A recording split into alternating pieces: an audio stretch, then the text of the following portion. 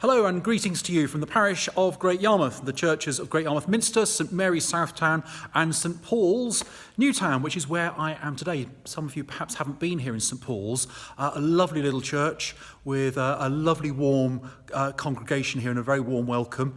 And I'll just show you, it was reordered about 15 years ago, so you've got the altar is in the against the north wall in the church. Then as you look around, you'll see how the chairs are like in a semicircle facing into the altar. So when you preside at the altar here as a priest, you've got a lovely feeling of everyone sort of gathered around the table.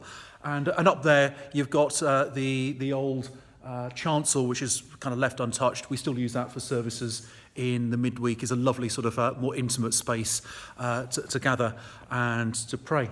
You'll see also that the colour here is still purple. I ought to put that right and change that, of course, which is a reminder of just how long it is since we've been able to come and worship in our churches. Purple is the colour for Lent. That takes us right back to March. Tomorrow is Pentecost, when we remember the coming of the Holy Spirit upon the disciples. And so I found a nice red Pentecost banner behind me here, reminding us of the Holy Spirit rushing and burning like tongues of fire, and enlightening and emboldening the disciples to go out and to preach the gospel. Of course, we're not going out and preaching the gospel, but we are.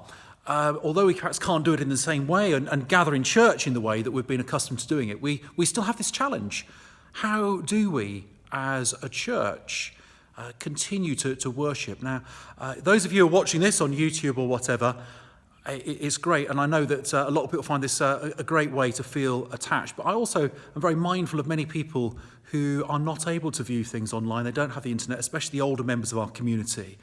And I think there's a real challenge for us as a church, as a community, to think about how do we manage to embrace, and especially looking and thinking about how this time could progress on, and there's no sort of quick end. I think when it started, we imagined that perhaps come Pentecost, everything would have been kind of like getting back to normal.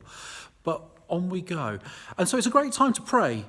When we come to Pentecost, praying that we can be inspired by the Holy Spirit, moved as a church, as individuals in our own places, but stirred collectively, because I'm convinced that God can do that and can enlighten and embolden us afresh.